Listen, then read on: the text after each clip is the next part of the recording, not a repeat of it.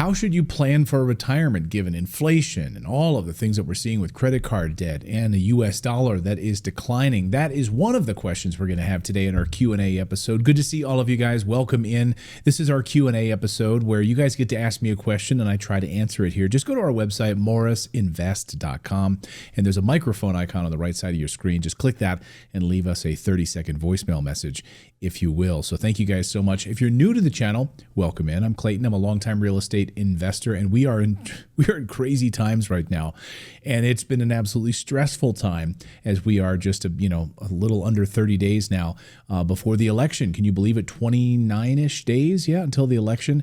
And we are facing some really interesting times, and about 2 weeks away from what the BRICS conference is about to do in Russia, with the BRICS countries, of course, trying to dump the US dollar. So yes, all eyes on that. We are heading into some interesting times. And my God, I had an incredibly stressful weekend watching my Philadelphia Phillies. You would think, oh my gosh, game one in Philadelphia, they should beat the Mets. No, they lose that game. And then it took 10 years off of my life on Sunday to watch the Phillies finally beat the Mets. So the series tied up 1-1. Anyway, without further ado, let's get into it. So our first question today comes from JR. Let's listen to JR's question. Hey, Clayton, this is JR from Washington State. I have a question regarding my overall retirement plan. Here's the quick lowdown. I have a primary residence that's worth about $2 million and a $300,000 mortgage on it. I also have a $500,000 HELOC line available with no debt on it. I own two rental properties. The first rental property is worth about $250,000 and has no mortgage and rents really well month to month.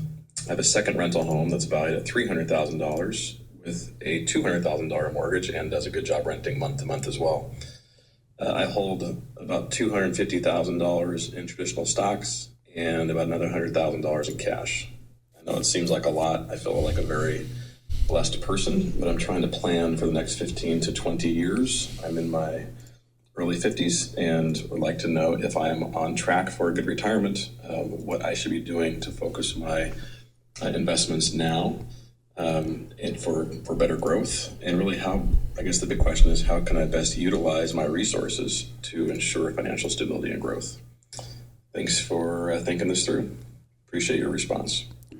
Thanks, JR. So your real question there is about financial security and growth. Financial security and growth. Financial stability, security.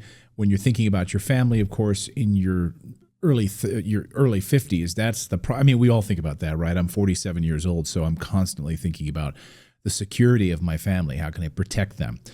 And how can I protect my money right now, given the U.S. dollar volatility? We see the writing on the wall with the U.S. dollar, as the reserve currency of the world, of course, is declining. So if your eggs are tied to, if you've got a lot of money in a savings account, you've got a lot of cash on hand, you've got money tied to the U.S. dollar in any kind of appreciable way, I would think, how can I position that to be more secure? Remember, your word was stability and security, right? So how can I position those dollars differently?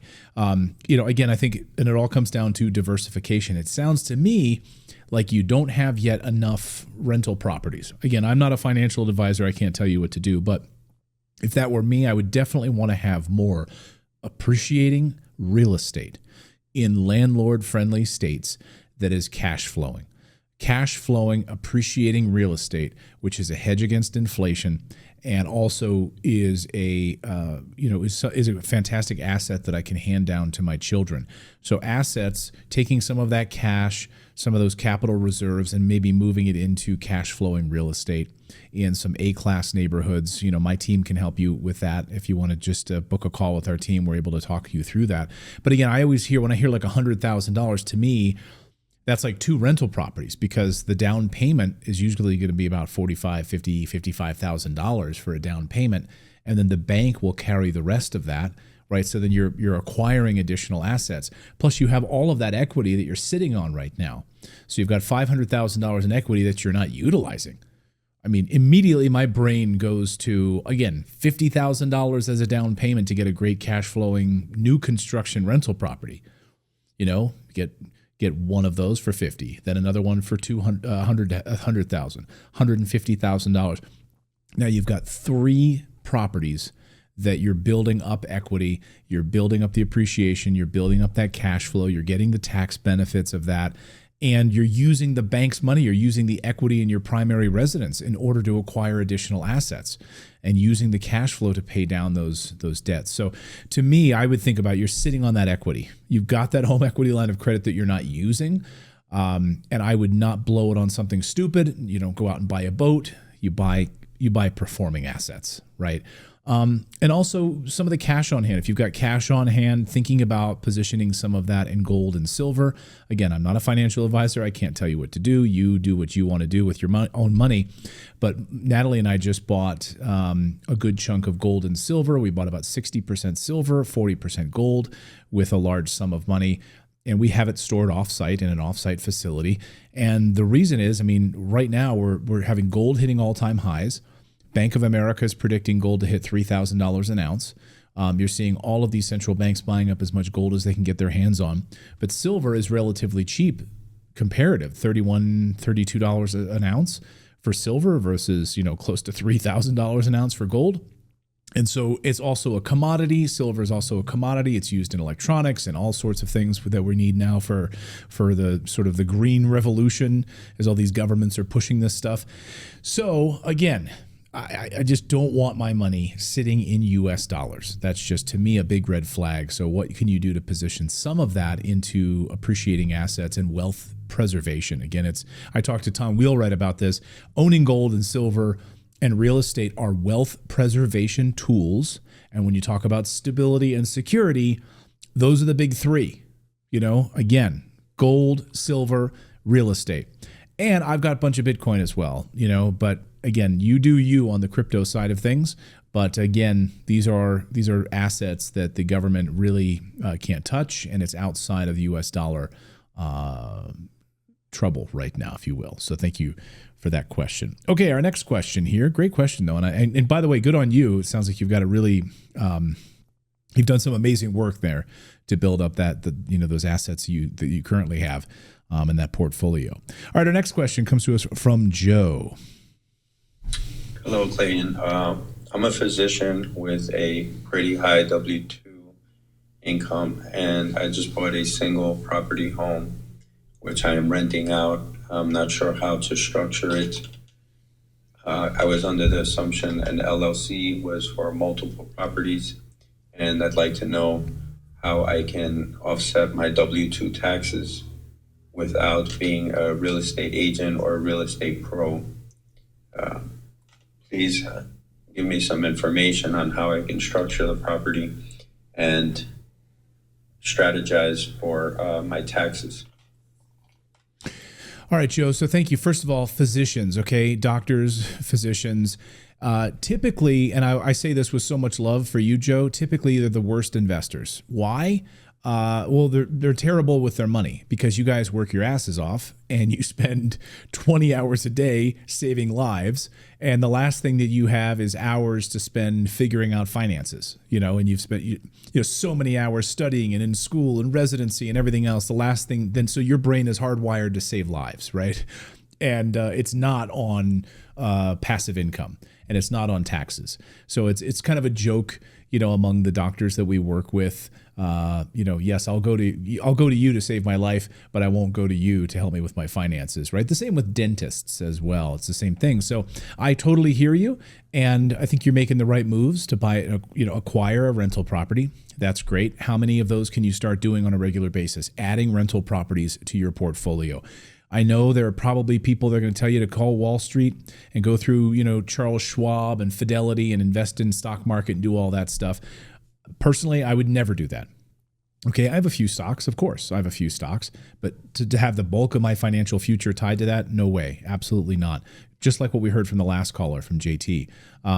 So acquiring cash flowing rental property, and you're a busy person, so you should not be doing this yourself. Okay, we work with a lot of doctors at our office. If you just book a call with our team at morrisinvest.com, we will talk with you. We'll walk you through the process and kind of guide you in that way.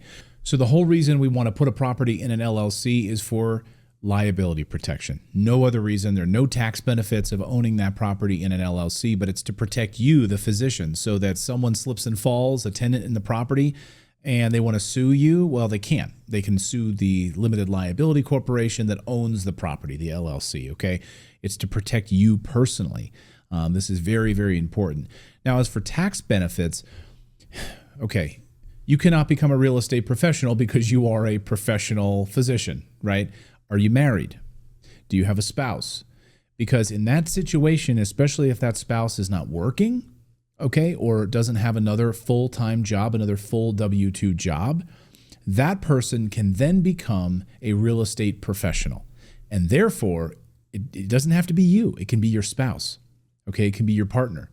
And under the tax code, now your family as a couple qualifies as a real estate professional. And therefore, it totally changes your tax structure. We've worked with so many doctors at our office that when we've shared this information with them, they were blown away, literally saving them hundreds of thousands of dollars in taxes simply because they had a spouse who was a stay-at-home mother and, didn't work and now was able to even take a real estate class. You don't even have to do that. You don't even have to become a realtor. Just you have to put in the hours, the 750 hours per year, and you go through that process. Make sure you're speaking with an accountant on this, but that's how you can become a real estate professional. That's how you can save a boatload on taxes. But with a W-2 job, if you're acquiring real estate on a regular basis, this is how you're offsetting your taxes that you're going to have to pay as a physician. You're going to pay a lot of taxes as a doctor, right? Of course, a big way to save on your taxes is to become a real estate investor, and you should absolutely make sure you hire a real estate accountant who understands real estate investing. So I would talk with the team at Wealthability. We have a link on our website. We work with them. Tom Wheelwright's team, they're amazing. If you go to wealthability.com and talk with them, they're real estate tax accountants. They get it. They understand, especially if you're a W-2 employee, help you, plan and actually save a boatload in taxes. So that would be my advice. Okay, our next question comes to us from, let me pull it up here, is Michael. Michael is up next. Let's listen to Michael. Hello, Clayton. Michael Mulcahy with Desert Green Homes. I would like to ask what you find to be the best resource for, sourcing capital. Investors, Connected Investors comes to mind, something along those lines, or some of these other outfits that are offering proof of funds letters. Cam Dunlap, Jerry Norton, I'm not sure if Danielle Clayman is doing them, but basically that's the typical sources that I know, short of private investors. What does the law allow in terms of soliciting private investors? Thank you for the question. First of all, I have to mention Susan Lassiter-Lyons, her great book called Getting the Money. I think she's considered the billion-dollar woman for the amount of money that she's raised from different investors. And she walks you through sort of step by step. Her book is fantastic. And she got a whole course as well. I don't even think she promotes it anymore, but the book is still available on Amazon, and it's great. She walks you through exactly how to reach out to these different investors if you're raising capital. And of course, I'm not a lawyer, so you would definitely want to talk to your lawyer about, accredited investors versus non-accredited investors if you're putting it out there publicly, trying to solicit money and making sure that you're checking and all of that. I know through different websites and stuff that we've invested in different projects before when we've put up money, they're checking to make sure that we're accredited before we can take part in those projects. Private money is different, right? You can go to your local meetup groups and meet with individuals one-on-one, which is what I highly recommend. So just go to meetup.com and look for your local RIA meetings and go to those local RIA meetings in your backyard and start talking to different investors who want to start investing in different funds, different projects. They're there to invest, right? You're going to meet wholesalers there. You'll meet lawyers there. You'll meet realtors. You'll meet people who are hard money folks. And just start having those conversations. Jerry's great. I would also check out Kyle Jacey's group out of New Jersey. I forget the name of their group off the top of my head, but Kyle Jacey runs some stuff in New Jersey where they're put up different money for different projects and has different criteria. So again, you can do anything with private investors. You can structure it any way you want. I just would definitely, talk to a legal team first and make sure that if you've got a big project you're putting together, some sort of a big real estate, some sort of a commercial venture, it's really going to come down to accredited versus non-accredited, and that's going to be a big piece of your involvement with them, whether or not you're able to advertise it publicly or take them on as part of the fund. So that's very, very important. My tip to you would be to this is a tip from Tom Wheelwright, one of the greatest accountants in the world. His great thing is don't ever work with non-accredited investors, okay? Because it'll just cause enormous headaches for you legally. So just don't do that. Just make sure you're sticking to accredited investors who understand risk tolerance and all of those things. But stay away from people that don't have the money to risk it all, on a big project. What happens if that real estate project goes belly up, right? You don't want someone's family and life ruined because they put all of their family's retirement in there, right? So you want to try to avoid that. Work with people who are multimillionaires who've done this before, that invest in multiple projects. They have a high risk tolerance, that's a way to protect yourself, but also it protects other people as well. So anyway, that's my advice on that front. Again, I'm not a lawyer. I'm not a financial advisor. I'm not an accountant. So make sure if you're structuring a deal properly that you're talking with a real estate lawyer who understands how to properly structure it so that you're protected. Okay. Make sure you are protected. The United States, the most litigious country in the world. It's there to protect us, so protect yourself. All right, guys, go to morrisinvest.com. Leave us a voicemail question if you have any questions you would like to ask us. We will attempt to answer it here. And by the way, if you are interested to start investing in real estate, again, right now, given the volatility of the U.S. dollar, real estate, my friends. This is, again, even in down markets, so funny to me. It's like we've weathered so many storms. And I never change my opinion on real estate investing. It weathers all of these storms, ups and downs and sideways. So go to our website, book a call with our team. We'd be happy to walk you through our entire process of acquiring a new construction rental property. All right, everyone. It's been a crazy, crazy weekend. Go Phillies. And we'll keep our eyes on what happens with this election only 29 days away. Have a great week, everyone. And we'll see you back here real soon.